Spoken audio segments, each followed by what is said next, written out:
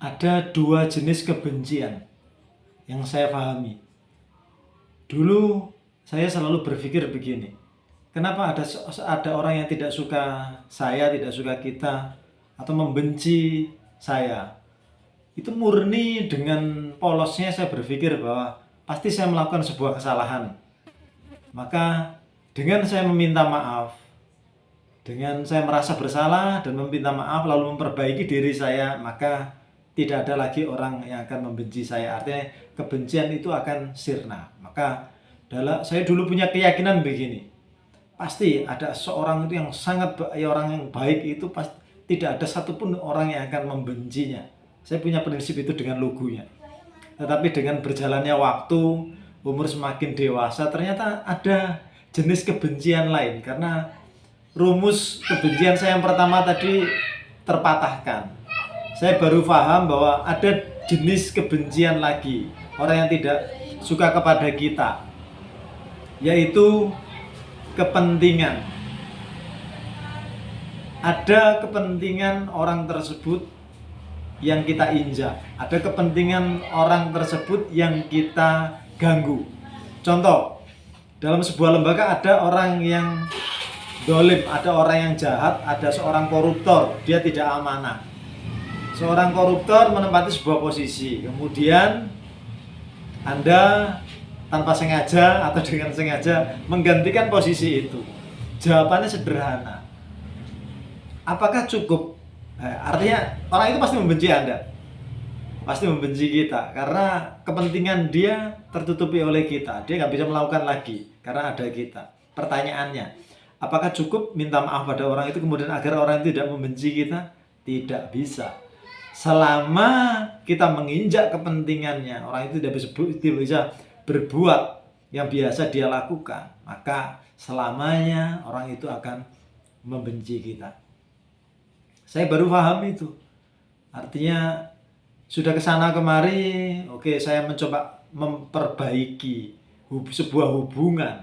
Apakah saya punya kesalahan? Saya coba minta maaf. Apa yang perlu saya perbaiki? Apa ada salah komunikasi? Tetapi endingnya ketemu satu jawaban. Karena kepentingan. Selama kepentingan orang itu kita injak, maka selama itu pula dia tidak akan suka kepada kita. Maka buat teman-temanku semuanya, kalau memang ada hari ini ada orang-orang yang membencimu, mungkin perlu dikaji.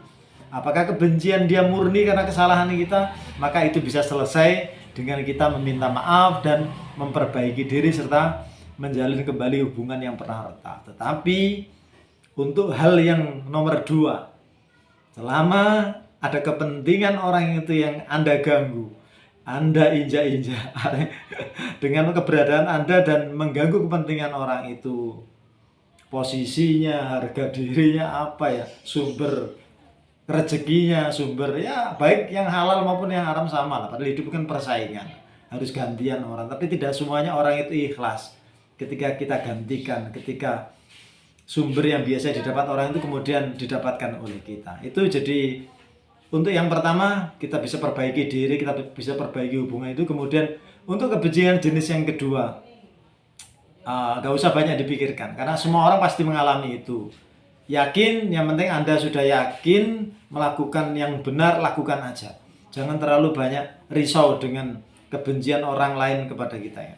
Kata guru saya adalah, yang penting kamu yakin dengan apa yang kamu lakukan dan itu sudah benar, lakukan aja. Jangan banyak berpikir atau jangan terlalu memikirkan orang yang tidak suka kamu, karena tidak suka ternyata ada bermacam-macam jenis. Tetapi dengan begitu kita tidak boleh cuek, tetap kita harus introspeksi diri, kita harus evaluasi diri, apa yang salah dalam diri kita.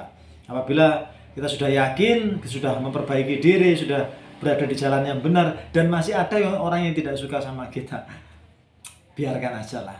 Biarkan anjing menggonggong, yang penting kabilah tetap berlalu. Jadi kita tetap jalan, yakin dengan apa yang sudah kita lakukan. Itu aja, semoga bermanfaat.